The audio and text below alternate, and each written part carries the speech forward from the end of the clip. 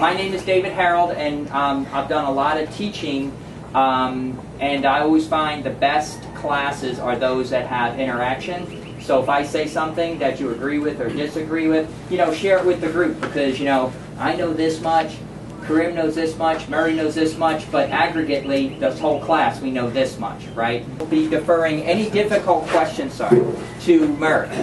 See, that's my out, right? So just like our president can say, hey, that's above my pay grade before he's president, I can say, that's the scope of this class, let's ask Murray. So that's Murray, welcome. I'm here for testicle support.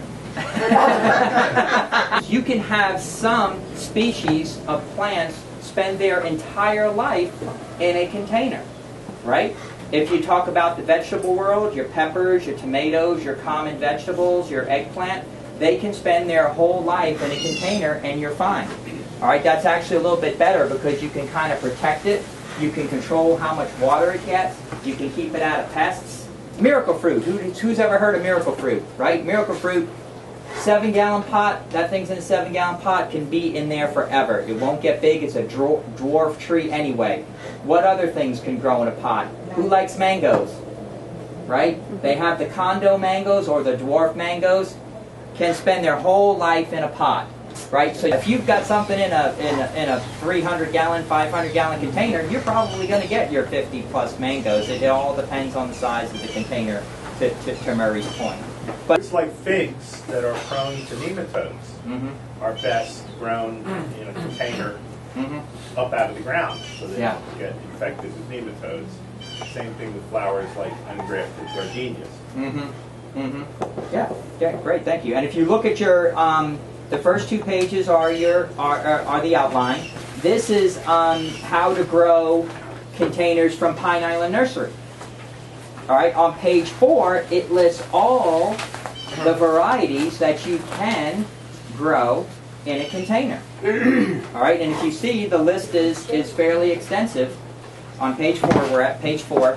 The list is fairly extensive there, and notice there 11 different types of mangoes that they say will grow well in a container.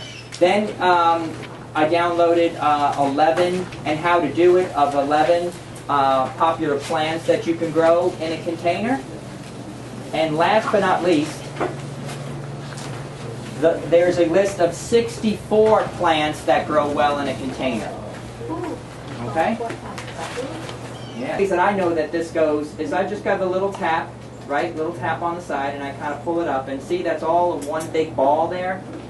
That's my little poor man's version way to know that this guy can use a bigger pot. Okay, this stays at the top. I don't want to bury the root crown, right? I don't want to do this. Why? What happens if I do that? Right, I'm going to suffocate it, right? Believe it or not, roots need oxygen. I know we always think about roots and water, but roots need oxygen. If I bury the crown, it doesn't get enough oxygen, I'll actually kill the plant. Watering, I water twice a week, but I use a heavy mix. So I think water we're going to get into soils. It depends on your soil. If you have a very sandy soil that drains quickly, you need to water more frequently. If you have a heavier soil that has a lot of peat, a lot of compost and things like that, you don't need to water as much because it will retain some moisture. Now if I take it straight out of here and it perfectly and I do it and it's fine and I put it in there, then it's okay, it's seamless. But if you have to do anything to cut the roots or doctor the roots or do something, or you have to cut it out of the pot, and then do some cutting on it, you're always going to get some degree of wilt. I always go by lifting the bottom and seeing if I see any primary roots getting close to the bottom of the holes. So I spend a lot of my time looking around. Now tomatoes, it's almost impossible because they root so quickly. They're all over the place, So, but for trees and stuff like that, I try to look and keep an eye on it. Don't always do it, but yeah. And you can tell for some things, like when you see your pot starting to bulge, that's a good thing about using plastic. Plastic won't bulge, right? You see starting to bulge, you know the roots. It's getting root bound on you. Types of containers. Let's talk about types of containers. All right, we have 3 major types I want to talk about. The first one is ceramic. Right, ceramic is some of the toughest. I'll pass this around. Second class is your clay pots or your typical terracotta. Now typically they're an ugly orange. And then last but not least, which probably is most prevalent for outdoor gardening, are your plastic pots. Now plastic pots fall into two major categories. A injection mold, which is your harder pots that you would see, right? And your blow mold, which is your looser, cheaper pots that you would see, right? Right, another type of plastic pot that's designed to have a much longer, deeper root on it, right? We have accelerator pots, which are designed to encourage roots, right? But when the roots hit the oxygen, they purge down, right? So this encourages better rooting, right? But as soon as those roots hit this outside, they stop. So you don't get that root ball going on, right? Because the roots will come out and they'll say, okay, I want to go right. Roots typically want to go horizontal, right? They want to go around, but what happens in a normal pot is they hit the side, and what happens? They start to curl. It's called an accelerator pot, and there's a whole series of pots like that. All right? Then I had to bring this one because I had it. This is actually 7-gallon, and they call this a squat 7, which is different than a standard 7, which would be about this high, right? It'd be about almost twice as high. So it's still got the wide or the inches of a 7-gallon, but it holds less dirt. All right, so I put my tomatoes in here, and tomatoes are one of the few exceptions that you should bury deep. All right, what are some advantages and disadvantages of those pots? Well, first of all, plastic, they're cheap, they're plentiful, right? If I get something and it's a little bit root bound, I don't have to worry about cutting it, right?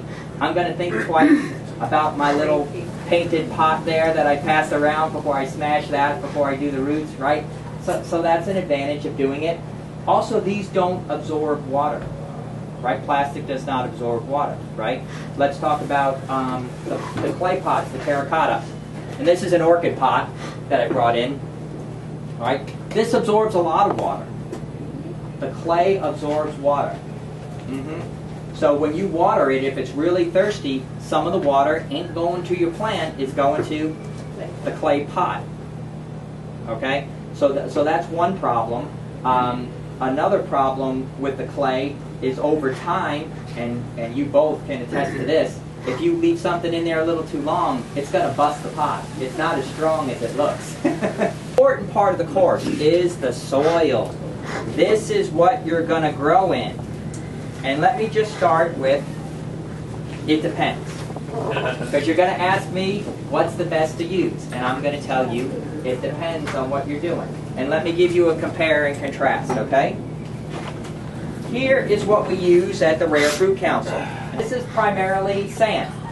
The principal ingredient in here is sand. Now the reason I said it depends is because we water here every single day. Okay, so we water every single day. So since we water every single day, we need a soil that drains very well. What drains very well? Well, sand drains very well. There's also some pine bark in there to give it some nutrient. There's maybe some compost, but it's at least 50% of sand. If this is a 2-liter bottle, what you can also do for vines, like if you're looking to propagate a vine like a passion fruit, what you can do is cut off the bottom of it, right? And you leave this open, you feed the vine through, and you backfill it with dirt, and it will root into that dirt. So that's a way to propagate vines. So I want something that's going to hold water, okay? But not too much water. All right, so we'll talk about that in a minute. So my principal ingredients are peat moss, compost, and pine bark. Okay, I buy Lambert's organic potting mix, which is 50-50. It's 50% peat and it's 50% perlite. And I start with that. Then I add in black cow. What is black cow? Composted cow manure. Composted cow manure. You can use garden compost. I have found that the garden compost contains like more sticks and things like that. It's a chunkier mix. Black cow is expensive. It's $5 for a 50-pound bag at the depot. All right, and the pine bark, and this is a little bit rough pine bark. It's not the kind of pine bark that I typically use. This is nice. It adds aeration to the soil. It's also organic, okay, and it will break down. All right, that's right. And then I do 25%. Sorry. That's it. Yeah, that can be used as mulch. That's pine bark. Yeah, the pine bark mulch, pine bark soil conditioner. Yes, it's a little bit thick to be the soil conditioner, so it's probably more mulchy. But I put that in soil.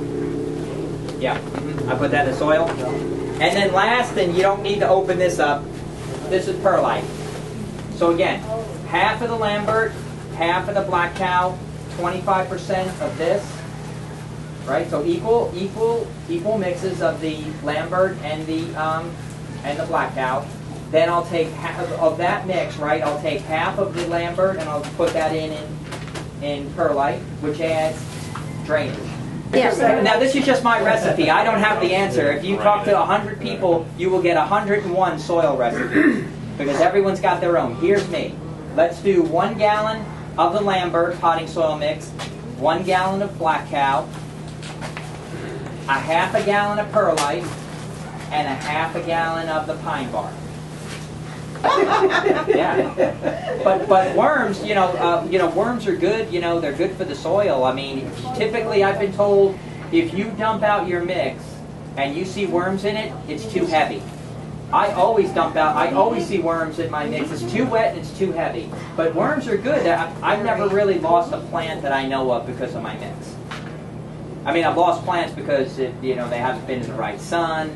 They've gotten too dry, but I've never lost a plant that I'm aware of that was too wet. And during the summer, what does it do every day down here? Rains every day. So this stuff is getting wet every day. But it's also very hot in the summer. So what happens? The stuff dries out. So that offsets it. You with me? So people say, well, your mix is kind of heavy. During the summer it's going to rain every day. I said, yeah, it's very hot in the summer every day. So it's going to dry out quicker too. So that seems to kind of self-regulate it. What's the best? Yeah. Sorry. What's the best mix for hanging plants? Hanging plants, Yeah, like flowers. I would use the same mix. I mean, it depends. How often are you going to how often is it going to get watered? Probably every day. Oh, every day? Maybe the same mix. Maybe just a little less, peat moss. Because peat moss will retain the water. Not 50%. No, I wouldn't use 50%. I'd cut that down, maybe 25. But keep in mind, if your pot is hanging, it's Yeah, subject it's to the wind, that so wind, yeah. it tends to dry quicker. Yeah. So that's it. Yeah. You'll have to play it by ear. Yeah, I don't have any hanging plants. I really can't speak to it. Maybe try that same mix at first. See how your plant does, because Karim's got a great point, especially if it's out there in the wind and swaying, it'll probably dry out quicker. Yeah. Do one plant one way and one the other. There you go. Yeah, do a little experiment. And you got to experiment. Like I experimented with the worm castings. I didn't see any difference. Like I do one with and one without worm castings. I didn't see any difference. This is an orchid mix. Notice the orchid mix is very chunky. It's got charcoal. It's got pine bark. But also notice it has perlite in there. So I'll pass this around. All right. It's also some It's kind of heavy. You got it. All right. It also has some perlite in there. And I have a theory, and I wish Murray was in here to confirm or deny. The perlite's not helping you at first because of the chunkiness of the pine bark. It's very thick. But I think the perlite is in there for when that pine bark breaks down, it doesn't get too mucky. So I'd have to bounce that off of Murray, because that pine bark is not doing, with that pine bark is so chunky that perlite's not doing anything, right? Pine bark chunks are like this, that perlite chunk is like this. It's not adding anything to the mix. Blueberries, they use, we had the speaker, Hopkins, and he said that use, what didn't he say, 50-50 peat perlite? 50-50, yeah. So 50 the worm castings and 50. No, 50% perlite, 50% organic peat. Yeah. Canadian peat. Or Yeah. And then nothing else added to it. Pine, because he wants the Yes, acid, yes, right? it is. But no, Coffee grounds are good for blueberries, yes, absolutely. Yeah, coffee grounds would be good for miracle fruit, I didn't know yes. that. Yeah. Just in general, the bigger the pot, the more water it is going to retain.